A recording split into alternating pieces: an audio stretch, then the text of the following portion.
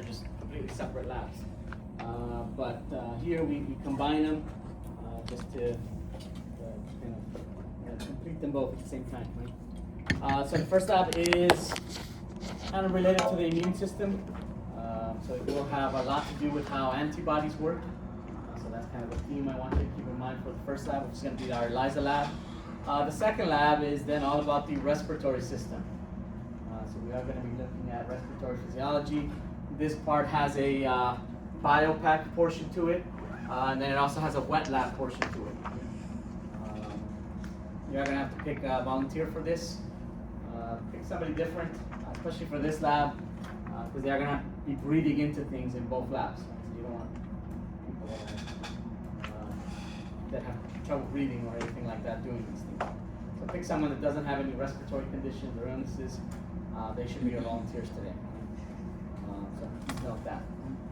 Otherwise, as far as the objectives, one, make sure you understand what the ELISA assay is and what it can be used for. Make sure you understand what the ELISA assay is and what it can be used for. Understand what the ELISA assay is and what it can be used for. And be able to interpret the results of an ELISA assay. Be able to interpret the results of an ELISA assay. 2, know what a spirometer is and what it can be used for. Know what a spirometer is and what it can be used for.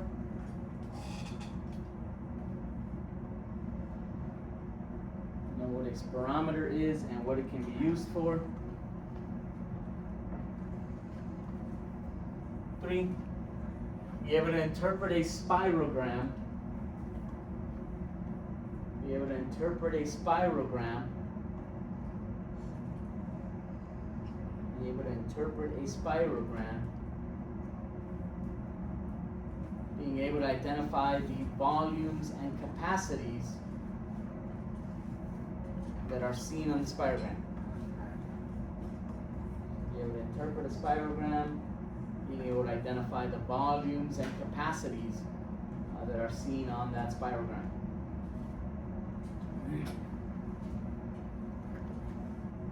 4, know the carbonic acid reaction. Know the carbonic acid reaction. Know the carbonic acid reaction. Know the carbonic acid reaction. And how it can work to maintain acid-base balance. Know the carbonic acid reaction and how it can work to maintain acid-base balance.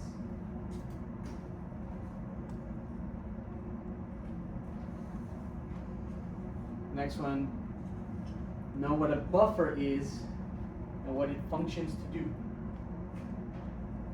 Know what a buffer is and what it functions to do.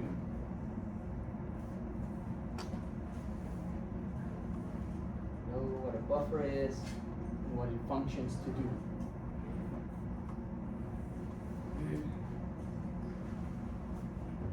And the last one, understand the role of the phenol red indicator. Understand the role of the phenol red indicator in our acid-base balance lab. Understand the role of the phenol red indicator in the acid-base balance lab. So those are the objectives. Please consider those objectives as you guys go through the lab. Otherwise, the handouts for the lab were given out on Monday. Hopefully you got a chance to kind of skim through those before today. If not, obviously as you guys get started, make sure you read those handouts. Aside from the handouts, I am going to pass this other handout out today. And this is just going to be for the ELISA lab. And all this handout are the patient profiles that your groups are going to be working with. And so we are going to be looking at 4 different pathogens in our ELISA assay. Please note, this is all a simulation. We do not have those pathogens in the lab right now. Right? None of us would be sitting here like this, right? If that was the case, right? So this is all a simulation. Right? But I'm going to assign you one particular pathogen that you're going to be responsible for. So on this handout, those are the only patient profiles that you need to read and consider. The other ones you don't have to worry about. Right? I will tell you, since this is a simulation, everyone will get the same results. The only difference will be your patient profiles. So we're going to just split this up by group. So you guys can be HIV. Lucky. The next group, Lyme disease. You guys are one group or two? You guys are going to be avian influenza.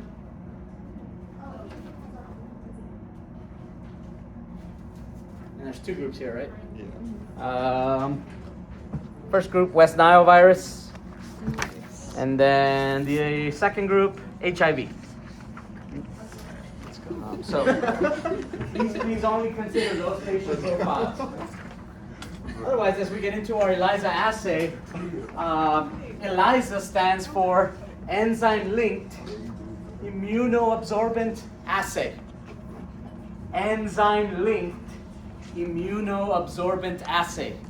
That's what ELISA stands for. Enzyme-linked immunoabsorbent assay. So just based on the entire name, is there an enzyme linked to something here? Yes, right? That something will be an antibody, which is the immuno part of this, right? So we are going to be working with antibodies today. And essentially what the assay does is function to detect something. And so this is an assay that we can use to detect for the presence of something. And really this assay can be used to detect all kinds of things. Hormones, pathogens. It can be used to detect other antibodies. Right? So it's for detection. And as you detect, it could also give you an idea of how much of that thing is present. Right? Because we are going to see a color change as part of this assay. So depending on how much that color change, that tells you how much of that thing that you're looking for is actually present there. Now it's going to be qualitative, not quantitative. Right? You're not going to get an actual value, but just by looking at the different shades of the colors, you'll get an idea. There's a lot versus there's a little. Right? So please, again, know what it stands for and know what it does. Right? Now, in order for us to detect things here, this assay essentially takes advantage of antigen-antibody complexes. Right? Based on what we said on Monday, how do antibodies act when they actually see their corresponding antigen? They immediately bind. High specificity, high affinity. Right? So as soon as these things are together, they're going to bind. Right? That antibody will bind to that antigen. Right? Does that make sense? Right? So as soon as the antibody recognizes its antigen, it will bind to it. Now, when we do ELISA assays, there are two types. There's a direct ELISA and an indirect ELISA. In a direct ELISA, we would have an antibody that would be directly responsible for identifying the pathogen that we are looking for. Right? In this case, we are going to be looking for pathogens, right? In a direct ELISA. So you would place the things together in a little well plate. If they're there, you would eventually see a color change. Right? Because again, that antibody would immediately bind to that pathogen that it corresponds to. Right? So that's how a direct ELISA works. Right? You're directly looking for the pathogen. In our lab today, we are not doing a direct ELISA. Today, we are going to have a simulated indirect ELISA, which means we are not directly looking for the pathogen. Instead, I want you to think about this. Right? Let's say you got Lyme disease, or you're sick from something. Right? If you've gone through 15, or when you go through chapter 15, you're going to see that once your body is exposed to a pathogen, your immune system will react. And as part of that reaction, your immune system will start to make antibodies against whatever that pathogen is. So again, let's say you have Lyme disease or you're sick from something, and you've been sick for a few weeks now. Would your body have made antibodies against whatever that thing is? Sure hope so. Yeah, right? So in an indirect ELISA, we're going to rely on that, right? Which means in an indirect ELISA, we're not going to look for the pathogen, but instead we're looking for the antibodies that your body would have made against that pathogen. Because if those antibodies are there, does that mean you're infected? Yeah, right? Because would your body make antibodies if you're not infected by something? No, right? So if you're not infected, those antibodies aren't there. Whereas if you are infected, those antibodies should be there. The only time they're not going to be there is, let's say I went hiking today, I saw a tick in my arm, I felt the tick burrow in, I had to dig it out. I'm like, oh my God, I have Lyme disease. I go in this same afternoon, I go in and I'm like, I need an ELISA right now. They do the ELISA, am I going to have any antibodies in my blood? No, it takes at least 2 weeks for us to really ramp up in our antibody concentration. It's going to take a few days for me to even have any antibodies in my blood plasma, right? And in my lymph, right? So sometimes a person may be infected, but they may not show any antibodies because it's simply too early in the process. Or sometimes you might see ELISAs that are positive, but are weak positives because of the same reason. It's just too early. What kind of molecules are antibodies? Carbs, proteins, lipids, or nucleic acids? Nucleic acid. Proteins. Right? Antibodies are proteins. Oh yeah. So in order for us to make a lot of proteins, it's going to take some time. Right? Again, some of these results might be a little bit weak because it's early exposure. The person hasn't had enough time to make a lot of antibodies yet. So, true or false, in our indirect ELISA, we're going to be directly looking for the pathogen. False. What are we looking for? Antibodies that we make, antibodies that the person that's infected makes. Right? Remember, these antibodies, once they get produced, they get dumped into the blood, they get eventually moved into the lymph, and they're just circulating through those fluids. Of the two, which one can we easily access? Lymph or blood? Blood, right? We can access lymph too, but it's a lot easier to get blood, right? So we're going to be looking at the plasma of the individuals that we are testing. Right? Now, once you take that plasma and you remove the clotting proteins, this is now known as serum. So when you look at your patient samples there, it'll say serum samples. Anytime you see serum from now on, all it is just plasma. Right? So where did this come from? Centrifuge. The blood, right? Came from the blood, right? Plasma is fluid matrix of blood, right? So we are looking at that person's blood technically. Right? Now, here's where the indirect part comes in. Right? So again, if that person has been infected and it's been a few weeks, they should have made antibodies against that pathogen. So again, that's what we're going to look for. Right? Now, obviously we're humans, so what kind of antibodies are these? Human antibodies. Right? These are human antibodies. So the primary antibodies in our ELISA today will be the human antibodies that the person has made. Right? Again, where are these going to be found? In the blood. Right? Now, in order for us to detect these antibodies, here's where it gets a little confusing. We're going to use another antibody. So now the primary antibody technically is the antigen for the secondary antibody. Right? So that's the confusing part. Right?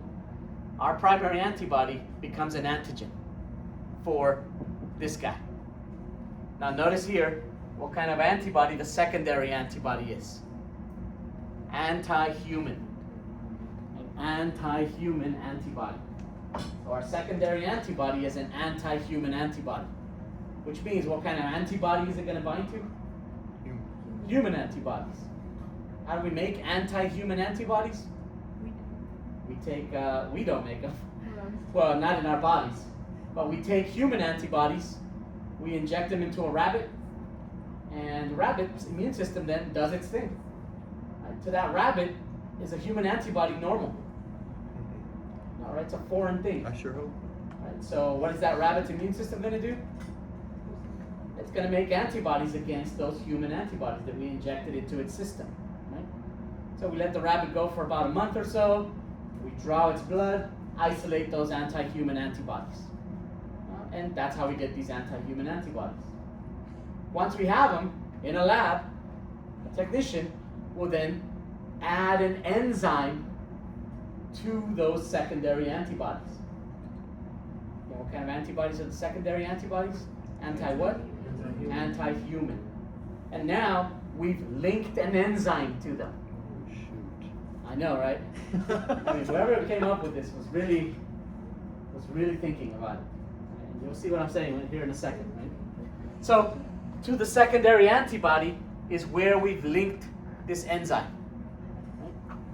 Right? So now we're going to run the experiment. So our experiment is going to be done in little well plates. So you have the little well plates in front of you or somewhere in your table there. We're only going to use the first 2 rows. So please note, if you're filling up that entire well plate, something's wrong, right? You only need to do the first 2 rows of the well plate. We're going to use the entire first and second row. Now, as we start with our experiment, I do want you to know we are going to start with positive and negative controls. Right, so your first 3 wells are going to be your positive control. Your second 3 wells will be your negative control. Since we are going to see color changes here, we need to have those controls there. Why? What controls allow us to do? Compare. And controls allow us to compare our samples to. So that when we look at our samples and we look at those controls, we can see what's a positive, what a positive should look like, and what a negative should look like. Now, we're also going to run this in triplicate, meaning for every sample you have, you're going to run it in 3 different wells.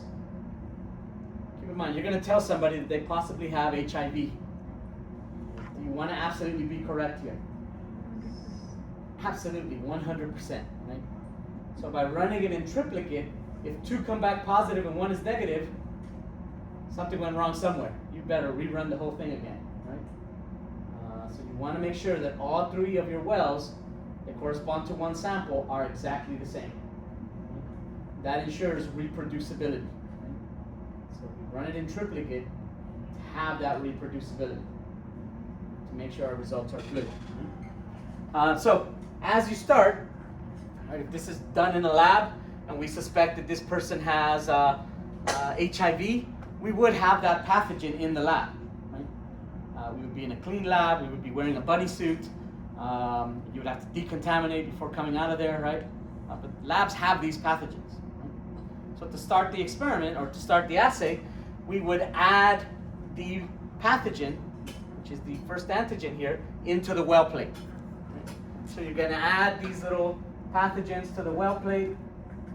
These pathogens will kind of float around. Some of them will stick to the well plate because of hydrophobic interactions. Now the next step in a true ELISA is very important. We're not actually going to do the next step. In a true ELISA, anytime you add anything into a well plate, you then wash with a buffer.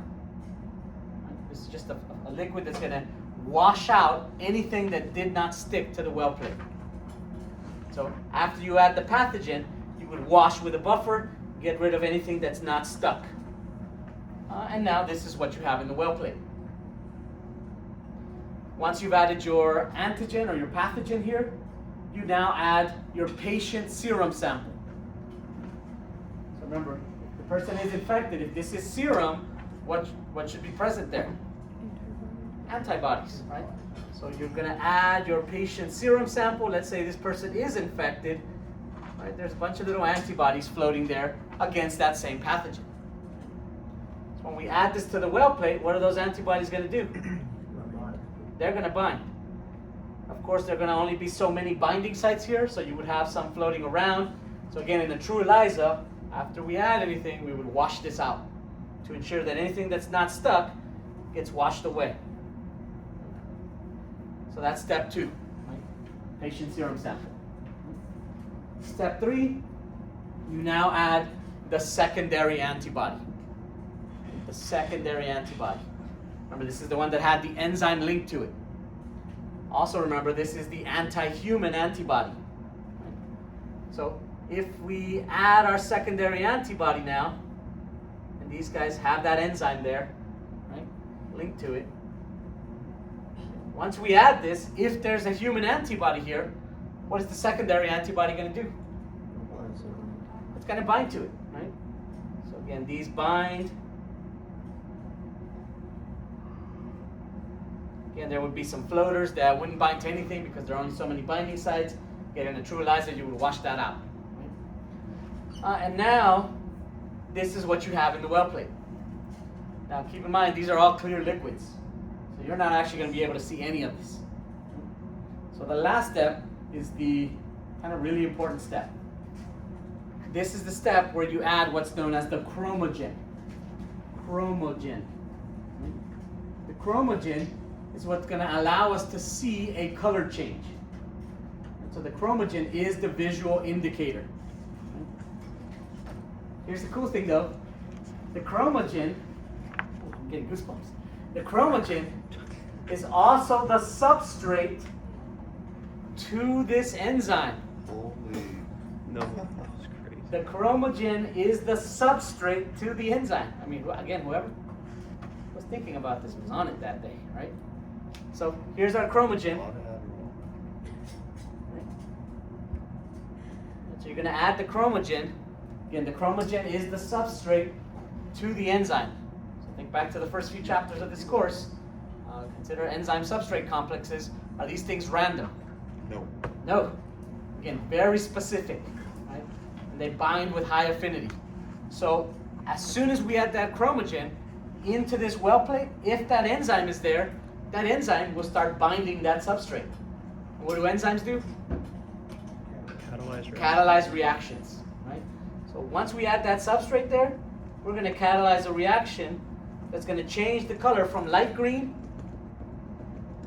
to a purple color. Purple then means that this whole complex is present. This whole complex is called the conjugate. So the antigen or the pathogen, the human antibody, the anti-human antibody, when they're all present like this, the conjugate is present. Once you add your chromogen and the conjugate is there, you should see a color change towards positive. So once we see purple, we know that this is positive. That person is infected, right? Because those antibodies were there. Right? Does that make sense? This purple color is the one that can vary from light purple to really dark purple. And again, why can we see that variation? It's because the conjugate is present. It's qualitative. But why can one be lighter and others can be darker? The amount of antibodies present, right? Remember, if you're doing this early on in the exposure, you're not going to have as many antibodies floating around in your blood. Whereas if it's later in exposure, you should have way more antibodies present. So in that case, that's how some people have just HIV antibodies versus AIDS. Correct, right? So it could be different, right? And there are other tests they would also run for that, right? So in this case, please know why, again, the different purple shades can exist, right? In all cases, though, is that positive? Yep. Yeah. You see purple, it's positive. If you see light green or clear, negative. So as far as a negative, if we go back and do this again with a negative sample, right, remember the first step was to add the pathogen. So we add the pathogen there, they get stuck. We would then add the blood or the serum. If the person is not infected, would those be there? No. No, right? Remember, once we add, we wash. So now we add our secondary antibody. When we add those to that, since these aren't there, is that going to bind? No. Again, in a normal ELISA, you would then wash. Then you add the chromogen. Is the enzyme present to catalyze the reaction? No. Nope. So should we turn purple here? No. No. In this case, it would stay light green or clear. And that again would be your negative. Does that make sense? So please make sure you understand how this works. And again, know what positive versus negatives are. Any questions on the ELISA assay? So the first step, like you just said that if it's missed and everything else is missed, if the blood will be added, it will bind to the pathogen only if the person does get infected? But that Has been infected and has made the antibodies, right? Okay. If they don't have antibodies against that pathogen, then there's nothing there to bind to those pathogens. Right? Okay. Does that make sense? Yeah. Remember, we're trying to determine whether they're infected or not, right? So it will turn purple if the chromogen comes into contact with the enzymes. Correct. But only if it's in that path. Why? So it's not just with the enzyme being there, it has to be connected in that way. It has to be connected. The only way it would be there is if it is connected, right? Because remember, in a true ELISA, you wash after every step. So if things don't get stuck, they get washed out of the well. So every time you add something, again, you should be washing after that. So if you get to that last step and you've been washing, things that aren't stuck to that well plate wouldn't be there, right? And again, this is why you would run it in triplicate to make sure that everything does come out correct, right? So please note that. In our simulation, though, we're not washing. We're just adding to the well plate, right? So you don't have to worry about the washing step, right? It'll work without doing that because of how they have the simulation set up. Any other questions on this? All right, so please make sure you guys run that ELISA assay and make sure you understand how it works. Again, know what a positive looks like. From there, we move on to our respiratory system. So as far as the respiratory system, and that's a later chapter or coming up next week, but if I were just to ask you what does the respiratory system do for us, what would you say? Gee, what does the respiratory system do for us?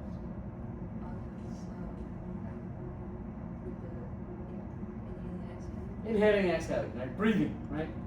Which eventually comes down to gas exchange, right? So obviously as we get into this lab, I want you to think about that, right? Gas exchange. But obviously as we breathe, we are moving air in and out of our respiratory system, right? The other big function besides that I want you to think of is acid-base balance. That's why this is here.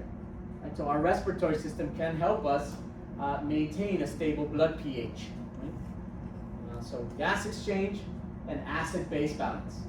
Those are the big functions of the respiratory system that I want you to think of. When you listen to the lecture, it'll talk about a few other functions, right? But those are the two big ones that I want you to know. Now, for the first part of the lab, this is the part that's going to be done on the BioPack. Here we are going to be measuring or recording different respiratory volumes as well as different respiratory capacities. To do that, we are going to use a spirometer. Right? So a spirometer is a device that you're going to breathe into. Right? And as you breathe into it, it will be able to detect and record how much air is passing through a sensor within that device. You'll be able to then see these different respiratory volumes and capacities. Right? So the spirometer is the tool that allows you to record these volumes. Right? As you breathe into the spirometer, the BioPack will then convert that into a spirogram. So the spirogram is just the graphical representation of these volumes and capacities. So you are going to generate one of these in the BioPack today. So as you generate it, I want you to then recognize what you're seeing there. Now, as far as why this would be done, typically this is done to determine whether or not an individual has any type of respiratory condition. There's two major categories, obstructive versus restrictive. And based on the spirogram and how these volumes look and how fast they can expel certain volumes, a clinician would be able to then determine whether it's an obstructive disorder versus a restrictive disorder. So this is why this can be used, right, to determine these types of conditions. Right? We're not going to determine any conditions today. We just want to see what these things look like. So your job is to know what it is and to essentially be able to recognize these different volumes on the spirogram. That's as far as we're going to take it, right? So on the exam next week, probably going to be asked to draw one of these and to put certain volumes in there. Right? And you'll have to know what those things are to actually be able to draw them, right? Before we get to the volumes and capacities, I do want you to note that you are going to have to measure a respiratory rate today, as well as eventually a minute respiratory volume. So RR is respiratory rate. Respiratory rate is just the number of breaths you take per minute. On average, this is about 12 breaths per minute. Now, 12 breaths per minute doesn't seem a lot, but remember, you're just sitting here at rest. Now, when you measure this, please don't tell the volunteer that you're taking their respiratory rate. Just look at them, watch them breathe, and count how many breaths they're taking for either 15 seconds or 30 seconds. If you do 15 seconds, you would have to multiply by what? 4. If you do 30 seconds, 2. Right? Or you can sit there for an entire minute counting the breaths. Right? However you want to do it. Right? The reason I tell you don't tell them is because people, when they know they're being checked or this is being done, now that I've told you 12, for some reason that's the number you try to get. Right? So people start changing their normal respiratory rhythm. For the volunteer that's going to do this today, make sure they cannot see the screen. Because again, they're going to try to do certain things, right? To stay within normal values. You have normal average values on your handout here. On the front of the second page, it gives you normal values. If your values are not there, that doesn't necessarily mean anything, right? Those are there just for comparison. Right? So when you do this, just breathe like you normally do. So once you calculate your respiratory rate, the next thing you're going to do is then measure our tidal volumes. Tidal volume, or TV, is just the normal volume that you inspire and then expire during quiet, normal breathing. Right? So as you're sitting there just breathing in and out, that's your tidal volume. Right? Typically, this is about 500 mLs. Typically. So what's tidal volume? Breathing in and out. What you inspire and expire during quiet breathing. To get your minute respiratory volume, you would then multiply your respiratory rate by the tidal volume. Because again, respiratory rate is breaths per minute, and this is the volume of air that you're taking with every breath. So, to get your minute respiratory volume, which is the amount of air that you're moving through your respiratory tract in 1 minute, you would multiply those two numbers. So please consider that. Otherwise, the next volume I want you to be aware of is the inspiratory reserve volume. Inspiratory reserve volume, the IRV. So I'm going to illustrate the IRV here. This is essentially the maximum amount of air that you can inspire after your normal tidal volume inspiration. I'm going to breathe with my mouth, but normally we don't breathe with our mouths, right? So if I'm just quietly breathing, and then I do this,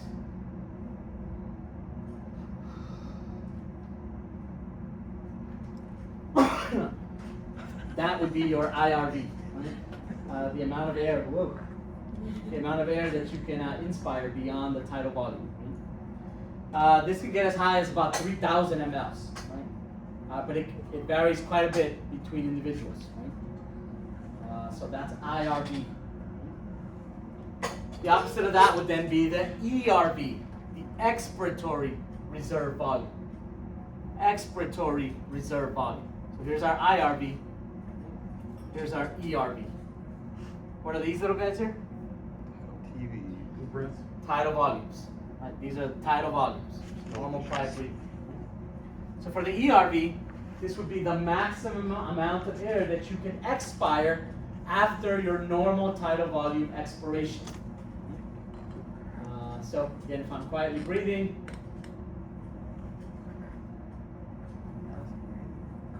and I do this,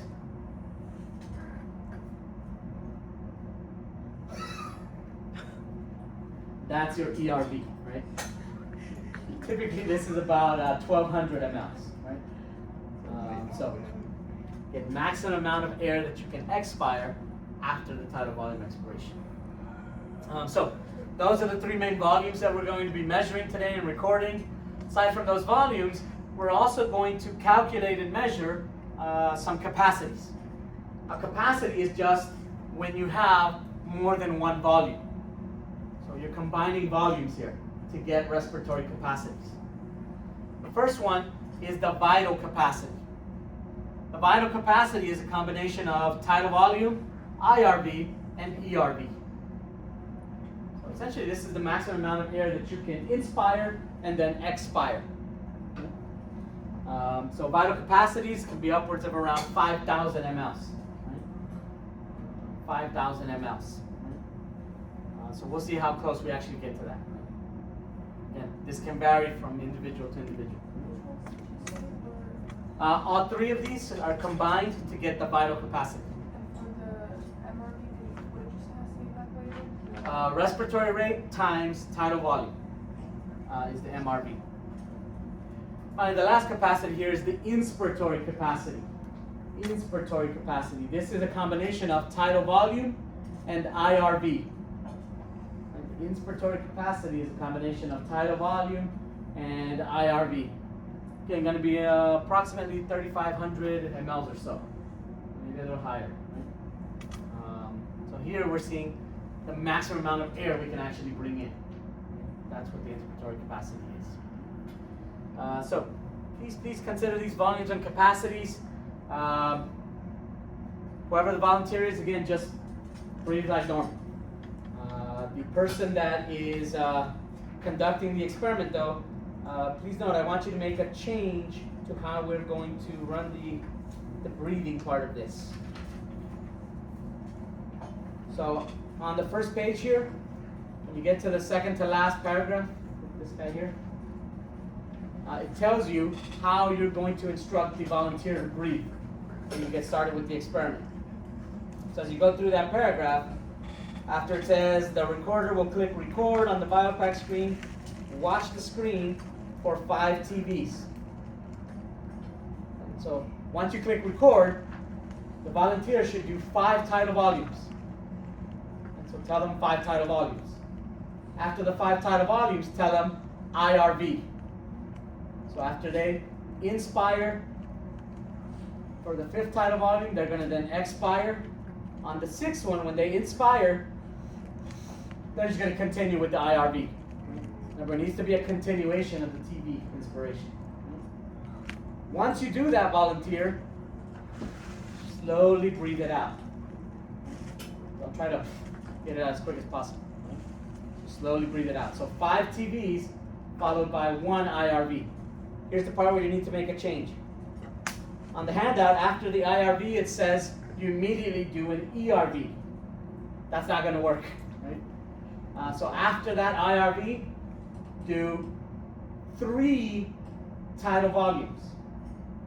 So after you slowly breathe that out, then go 3 tidal volumes. After those 3 tidal volumes, then you instruct the volunteer to do the ERV. So again, after the 3 tidal volumes on the 4th one, they would do the ERV. So breathe it all out, and then slowly breathe in again. Finish it with 5 TVs, 5 tidal volumes. So for the 4th, like inhalation is normal on your 4th, like when you breathe out. 4th expiration would then go into the ERV. Does that make sense? So most people have to do this twice because they end up seeing really bad, weird stuff, right? So just note that. If you get it right the first time, perfect. Right? So 5 TVs, IRV, 3 TVs, ERV, finish with 5 TVs. Then you click stop, and then you analyze. Right? Yeah? Are all these volume capacities also to be known for the material? You don't have to know the actual values. You just have to recognize or know what they would look like on the spirogram. Right? Yeah, for lecture and lab. Right?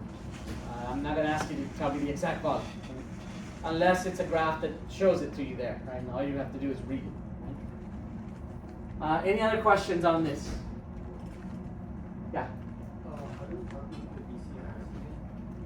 So vital capacity, one, you're going to be able to actually measure these, but it's also going to have you calculate them by adding these volumes together. For vital capacity, you're going to add all three together. For inspiratory capacity, it's going to be the TV and the IRD. They'll tell you in the handout, right? Now, whoever the volunteer is, you're going to need a mouthpiece. So this mouthpiece is going to go on the spirometer. Here are the spirometers. These are nice digital spirometers. It should have a little sticker that says inlet. That's where you're going to put your mouthpiece, right? And that's where you're going to breathe in. If you do it the opposite side, instead of the inspiration going up, it's going to go down.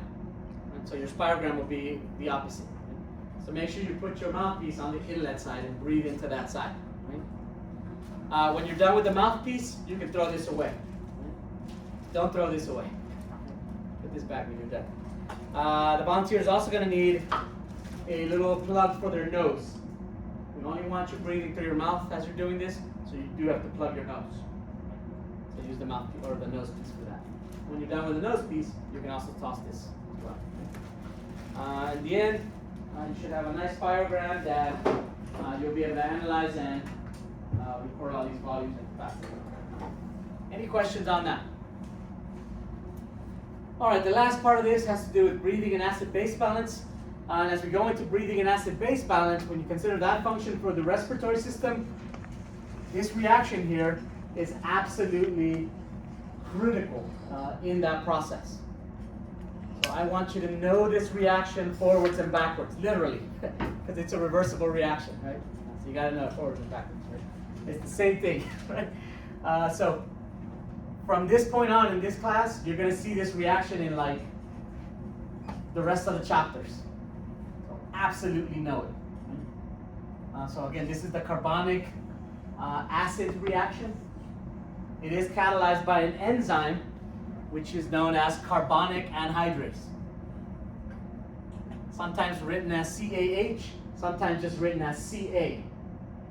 Carbonic anhydrase. That's the enzyme that catalyzes this reaction. The reaction, though, can also happen spontaneously. Right? If I put a glass of water out on the table and just leave it there, right? There's CO2 in the environment, the reaction would happen. Right? It just happens really slow without that enzyme. Right? So in most of our cells, we have that enzyme there to catalyze this reaction. So the reaction is pretty simple. It's CO2 reacting with water to form carbonic acid. So here's carbonic acid, H2CO3. Once that carbonic acid is made, it quickly dissociates into its two ions. Bicarbonate ion, which HCO3 minus, and H plus ions. So once this reaction occurs, it will go back and forth until an equilibrium is reached. Now, as part of our respiratory system, can we exhale this gas? Yeah. Can we keep this gas in if we needed to? Absolutely, by changing our respiratory rhythm. Right, so depending on the pH of your blood, we can change our respiratory rhythm to either put more H plus into the plasma or remove H plus from the plasma. In these cases, you would be hyperventilating or hypoventilating. Right? So we simply take advantage of this reaction. Now today in our lab, we're going to make this reaction happen in a beaker. So we need a volunteer to breathe into that beaker. By breathing into the beaker, that's going to be our source of CO2. Again, when we expire, what gas is coming out? Carbon dioxide. CO2, carbon dioxide. Now, as we do this, we're going to run it twice. Once without a buffer, and once with a buffer. Now, if you've taken chemistry, you know what a buffer is. Has anyone taken chemistry? You asked this before. Oh, perfect. So you guys should have an idea of what a buffer is. pH What does it do? pH balance. It maintains pH. Right? A buffer is a chemical that will maintain pH by either taking up H plus or by releasing H plus. Remember, pH, you're looking at the concentration of H plus in that solution. The more H plus there is, the lower the pH. The less H plus there is, the higher the pH. Right? So buffers, if they take up or release H+, can keep pHs stable. Good or bad for us, especially in our blood, if we have buffers there. Really good, right? We need to keep our blood pH fairly stable at 7.3 to 7.4. Right? So through buffers, we're able to do this. If those buffers are overloaded, though, then that's when the respiratory system can breathe in or breathe out faster or slower to manipulate that reaction, right? And help us maintain blood pH. Right? So what you're going to do here, you're going to take a beaker, you're going to add a volume of deionized water into the beaker. Right? Once you add that deionized water, you're then going to add sodium hydroxide. This is 0.05 molar sodium hydroxide. Slightly basic. So this ensures that we start with a basic solution. So you're going to add a small volume of this to your water. At that point, again, this should be basic. Next, you're going to add a few drops of phenol red indicator. Phenol red indicator. Notice the color? Red. Phenol red indicator goes from red to yellow in an acidic pH. So this is our color change indicator. When it turns yellow, what's our pH? Acidic. So that means it's less than 7 now. Right? So you can add a few drops of this, swirl it around, and then you're ready to go. Once you're ready, you have a straw. You're going to open the straw, put the straw in the solution, and then cover with your hand. And now, whoever the volunteer is, in through the nose, out through the mouth. Do not suck this solution up through the straw. Right? So again, in through the nose, out through the mouth. And you're trying to blow as much air into this solution as possible. You're going to be making a bunch of bubbles, right? While you're doing this, somebody's timing. Timing to see how long it takes for the color to change. So whoever the timer is, you're the person responsible to tell the volunteer when to start breathing into it. That's when you start the timer. And you're going to keep breathing into this until it turns yellow. Right? So take deep breaths.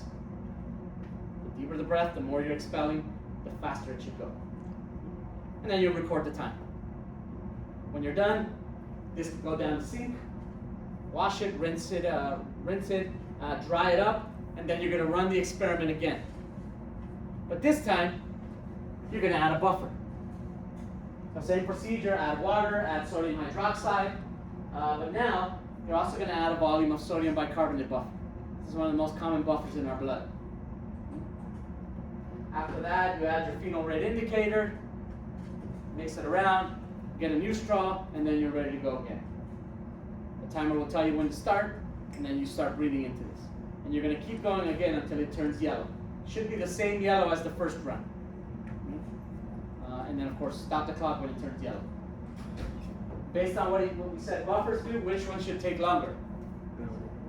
The one with the buffer. Now, eventually, why will it turn yellow? Yeah, you overload the buffer. Right? There's only so much buffer in there that you added. Right? So eventually, you do overload it, and it will turn yellow.